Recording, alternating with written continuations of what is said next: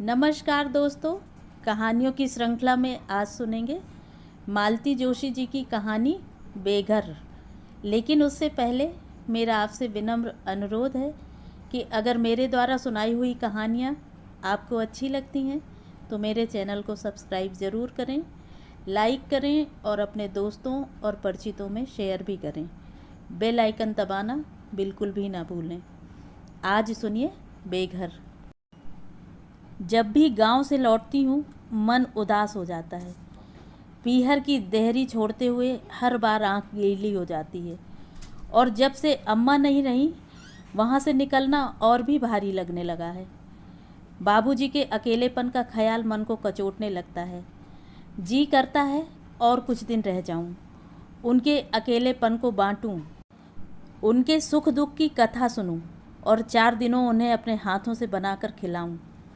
उनके कपड़ों की सार संभाल करूं, बिखरे घर को संवारूं बुहारूं, उनके पूजा घर को निखारूं। अपनी शक्ति भर यह सब करती भी हूँ, पर कितने दिन? जाने का दिन तो पहले ही तय हो जाता है और बाबूजी भी संकोच से भर उठते हैं। 4 दिन के लिए मैके आई लड़की का इस तरह रात दिन खटना उन्हें अच्छा नहीं लगता। वे बार बार अम्मा का हवाला देते रहते हैं और कई बार तो वह वक्त से पहले ही मेरा टिकट मंगा देते हैं। इस बार तो मन और भी भारी है। लग रहा है अम्मा तो गईं, पर अब शायद यह पीहर की देहरी भी छूट जाएगी। बाबूजी एकाएक ऐसे वीतरागी हो जाएंगे, सोचा न था। 15 दिन पहले उनकी चिट्ठी आई थी। लिखा था, इस आषाढ़ में 75 का हो जाऊंगा। अब यह शरीर जवाब देने लगा है। यह गोरख धंधा मुझसे नहीं संभलता। सोच रहा हूँ आँख मूंदने से पहले अपने हाथों सारा हिसाब किताब कर जाऊँ। बाद में इस बात को लेकर बच्चों में तकरार हो, अच्छा नहीं लगेगा। अखिल तो वहाँ उतनी दूर जाकर बैठ गया है, न उसका लौटने का इरादा है, न उसे ज़मीन जायदाद में कोई दिलचस्पी है। बल्कि वह तो कहता है कि मैं भी सब बेच बाँच कर उसके पास अमेरिका पहुँच जाऊँ। इसलिए अब जो कुछ भी तय करना है तुम ही लोगों को करना है। पत्र पढ़ते ही मन कैसा हो आया। घर बेतरह याद आने लगा। वह लिपा पुता आंगन, लंबे दालान, खुले खुले कमरे, महकती रसोई, तुलसी का चौरा, पिछवाड़े का कुआं, नीम की छाँ, आम की बौर। वह ईंट गारे का मकान भर नहीं था, उसमें हम लोगों का भरा पूरा बचपन कैद था। और हमारे खेत, वे तो जैसे धन धान्य के भंडार थे। उन्हीं के दम पर तो बाबूजी ने दोनों लड़कों को इंजीनियर बनाया था। 3 लड़कियों की इतनी अच्छी शादी की थी। उनकी डाक विभाग की मामूली सी नौकरी में यह संभव नहीं था। वैसे तो इस नौकरी की उन्हें ज़रूरत भी नहीं थी, पर सरकारी नौकरी का एक रुआब जो उन्हें अच्छा लगता था, उसी के चलते 4 बड़े आदमियों में से रसूख का मौका मिलता था। पत्र मिलते ही मैंने सामान बांधना शुरू कर दिया। आश्चर्य तो तब हुआ जब श्रीमान जी ने पूछा, कितने दिन की छुट्टी के लिए अप्लाई कर दूं? तुम छुट्टी क्यों लोगे? क्या गांव नहीं चलना है? मैं तो हैरान रह गई। गांव जाने के नाम से जो शख्स हमेशा बिदकता हो, उसे यह सुमति कहाँ से आ गई? बाबूजी बेचारे हमेशा इन्हें सर आँखों पर लेते हैं, पर ये ऐसी शहीदाना मुद्रा बनाए रहते हैं कि मुझे चिढ़ हो आती है। आजकल तो मैं अकेले ही चली जाती हूँ। पति साथ हो तो जिम्मेदारी का एहसास बना रहता है। बाबूजी की ओर बिल्कुल ध्यान नहीं दे पाती।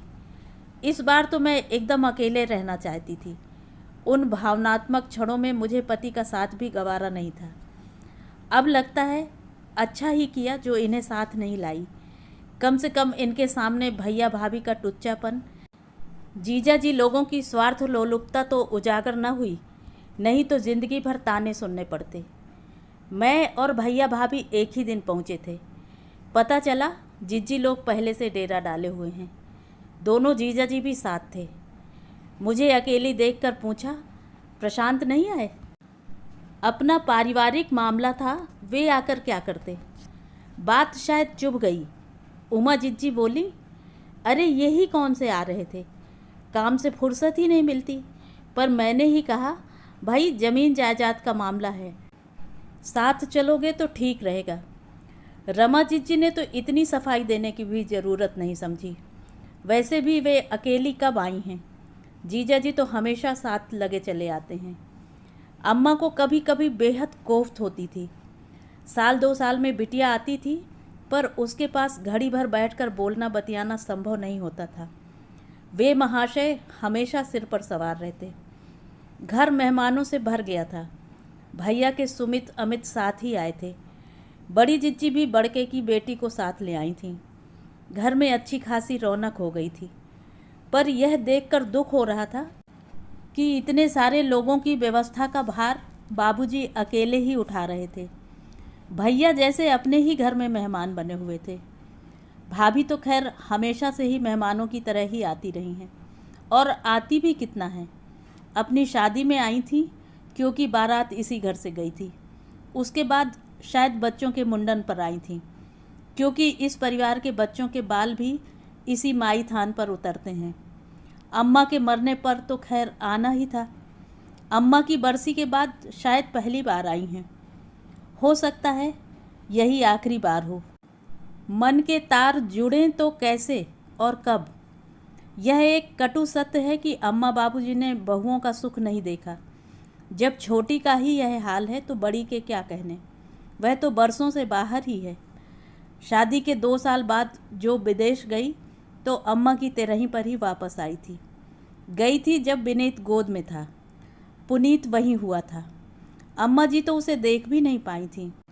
बस तस्वीरें देख देख कर ही खुश हो लेती थी। मुंडन जनेऊ जैसी फालतू बातों में बड़े भैया को कोई दिलचस्पी नहीं थी। बाबूजी ने जब बहुत इसरार किया तो एक बार उन्होंने डाक से बालों का पैकेट भेज दिया था। उसे ही नर्मदा में सिराकर अम्मा ने पूजा चढ़ा दी थी। घर में इतने सारे लोग थे, इन सब के लिए सुबह शाम का चाय नाश्ता, दोनों वक्त का खाना देना तो ज़रूरी ही था। मजबूरन मुझे ही वह भार ग्रहण करना पड़ा। अपने साथ मैं भाभी जी को भी रसोई में खींच लाती, क्योंकि वे खुद आकर कुछ करेंगी यह आशा ही व्यर्थ थी। यूँ मैं अकेली नहीं थी। माँ की मुँहबोली बहन गंगा मौसी फुलके सेंकने आ जाती थीं। इसीलिए भाभी का रसोई में होना ज़्यादा ज़रूरी लगता। नहीं तो गांव भर में बात फैल जाती कि लड़की बेचारी चूल्हे में सिर दिए है और बहू बाहर मर्दों में बैठी गप्पें हाँक रही है। शायद गांव घर का ही लिहाज रहा होगा कि भाभी मना नहीं करती थी और मेरा हाथ बटा देती थी। औरों से तो उतनी आशा भी नहीं थी। बड़ी जिज्जी जब से बहुओं वाली हो गई थी, उन्होंने रसोई से नाता ही तोड़ लिया था। रमा जिज्जी जरा देर को भी कुछ करवाने के लिए आती तो जीजा जी अपनी कुर्सी वहीं लगा लेते। यही अच्छा था कि वे यदा कदा ही जीजा जी के लिए कोई ख़ास चीज़ बनाने के लिए भीतर आती। वैसे उनका मत था कि अगर यहाँ आकर भी हमें ही खटना है तो पीहर आने का फ़ायदा क्या। बल्कि मुझे भी झिड़कती, तू क्यों हलकान होती रहती है सीमा, महारानी अपने आप करेंगी। महारानी का इतना ही भरोसा होता तो क्या बात थी। मुझे ही कौन सा शौक़ था। 4 दिन आराम करना मुझे भी अच्छा लगता था, पर मजबूरी थी। जीजा जी लोगों के सामने मैं बाबूजी की हेठी नहीं करवा सकती थी। अतिथि सत्कार की इस घर की एक परंपरा थी। अगर उसमें ज़रा भी कमी रह जाती तो बाबूजी का मन बहुत दुखी होता। अम्मा का अभाव उन्हें नए सिरे से सालता। भाभी मेरे साथ काम जरूर करवा रही होती, पर उनके कान बाहर ही लगे रहते। उन्हें डर लगा रहता कि उनकी अनुपस्थिति में कोई महत्वपूर्ण फैसला न हो जाए। वैसे उनका डर एकदम बेबुनियाद था। उनकी इजाज़त के बिना भैया सांस ले रहे थे, यही बहुत था। फैसले करने की ताब उनमें नहीं थी। 4 दिन की ऊहापोह के बाद यह स्पष्ट हो गया कि सोना उगलने वाली उस ज़मीन में किसी की दिलचस्पी नहीं है। सबको सिर्फ रुपया दरकार था, और यह बात तो पहले दिन ही तय हो गई थी। 4 दिन तो बाबूजी को अपना मन बनाने में लग गए। अपनी जरखेज ज़मीन को, भाग लक्ष्मी को किन्हीं अजनबी हाथों में देना उन्हें अच्छा नहीं लग रहा था, पर फिर उन्हें राज़ी होना ही पड़ा। सबके अपने व्यवसाय थे, नौकरियां थीं, इस इल्लत को कौन पालता। आखिर यही तय हुआ कि ज़मीन बेच दी जाए और जो भी रकम मिले उसे 4 भागों में बांट दिया जाए। क्यों 4 क्यों, हम लोग 5 हैं, मैंने कहा। पर अखिल तो इंटरेस्टेड नहीं है ना, जीजा जी बोले। उसने तो साफ लिख दिया है। उनके लिखने से क्या होता है? और बच्चों का हक छीनने का उन्हें क्या अधिकार है? कम से कम उनके बालिग होने का इंतज़ार ही किया जा सकता है। तब तक वह रकम बाबूजी के पास अमानत के रूप में रहेगी। और बाबूजी के बाद जीजा जी, हाउ कैन यू? दुख और क्षोभ के मारे मुझसे बोला ही नहीं गया। बी प्रैक्टिकल सीमा।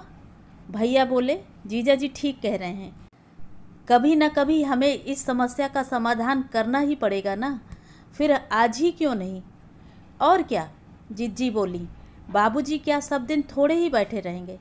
जो कुछ तय करना है उनके सामने ही कर लो। और क्या, घर बार छोड़कर बार बार इतनी दूर आना संभव थोड़े ही है।